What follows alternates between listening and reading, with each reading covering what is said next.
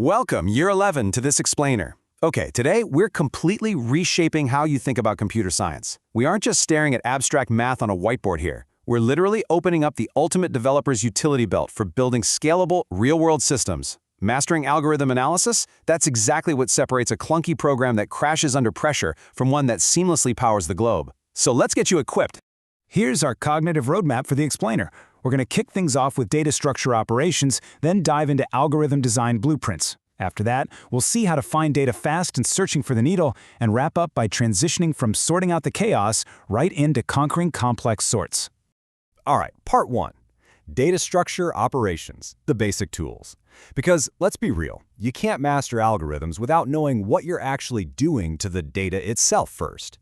Anytime you're using a data structure, like an array or a queue, you're generally performing one of these 6 major operations. Think of these as your foundational hammer and nails.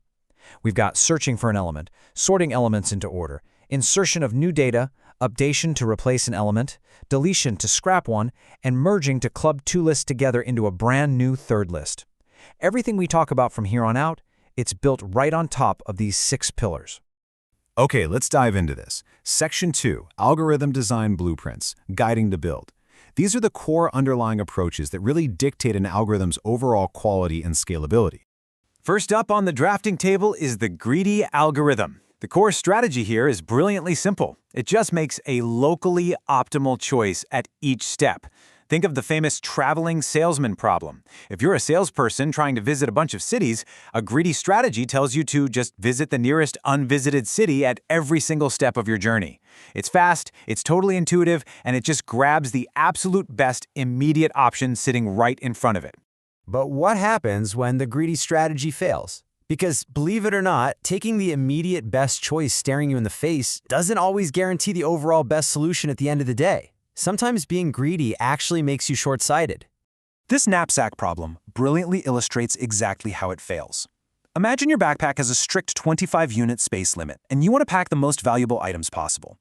If we use a greedy algorithm that just picks the highest price first, we grab the laptop for $12. But wait, that takes up 22 units of space. Now we only have 3 units left, so we literally can't pack anything else. Our total value is just 12. If a greedy algorithm picks the smallest items first, we grab the basketball, then the textbook, hitting a value of 15. Better, but look at the data. The true optimal choice here is taking the PlayStation and the textbook. That takes 19 units of space and gives us a maximum value of 18. The greedy approach totally missed the best answer just because it didn't look at the big picture. And that brings us to our next blueprint. When greedy algorithms fail because of overlapping subproblems, dynamic programming steps right in to save the day. While greedy is short-sighted, dynamic programming works from the bottom up. It pre-computes and smartly stores solutions for smaller, simpler subproblems so it never has to do the exact same math twice. It's used for massive real-world optimization challenges, like figuring out the minimum coins needed for change at a register, or solving that exact backpack problem we just looked at by remembering the best combinations along the way. Let's move on and see how this builds into our third major blueprint: divide and conquer. This is a top-down approach, and honestly, it's heavily used everywhere in computer science. Step 1. Divide the main problem into smaller subproblems. Step 2. Conquer them recursively, which just means you solve those tiny problems individually. And Step 3. Combine those tiny solutions to solve the original giant problem. This is the secret blueprint behind solving massive mathematical puzzles, like the Tower of Hanoi, where you move disks across pegs by constantly breaking the moves down into smaller, identical tasks. Moving right along to Section 3, Searching for the Needle, Finding Data Fast. So here's the crucial point. When you need to find one single item in a massive sorted list, you use binary search. This directly uses that divide and conquer blueprint we just learned. Instead of checking every single item one by one, binary search looks at the exact middle of the sorted array. If your target is smaller than the middle, boom, it completely discards the entire second half of the list. It just keeps continuously chopping the remaining array in half over and over until it pinpoints the exact target value. It's incredibly fast. This is exactly how massive databases can instantly pull up your specific user profile out of millions of sorted accounts in literal milliseconds. All right, Section 4, Sorting out the chaos, the simple sorts. First up is bubble sort. I kind of like to frame bubble sort as the simple but rather slow worker. It methodically steps through an array, compares 2 adjacent items, and swaps them if they're in the wrong order. It repeats this over and over, essentially letting the largest elements slowly bubble up to the very end of the array, one tedious pass at a time. O of n squared. That is bubble sort's time complexity. In simple terms, for every new element you add, the time it takes to sort grows exponentially. Because it has to compare almost everything against everything else, bubble sort is highly inefficient for large lists. In fact, in the real world of professional development, it's mostly restricted to academic purposes and just learning the basics. A slightly more practical simple sort is insertion sort. This one is highly intuitive. It's exactly like sorting a physical deck of cards right in your hands. Imagine you're holding all the unsorted cards in your left hand, you take them one by one, and in your right hand you build a perfectly sorted arrangement, placing each new card in its exact correct positional slot.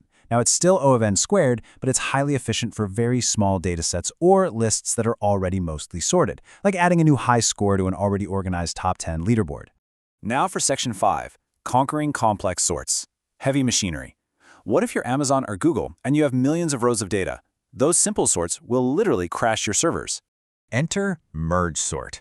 This is divide and conquer at its absolute finest. It relentlessly divides your massive array in half until every single element is sitting by itself, an atomic value of 1.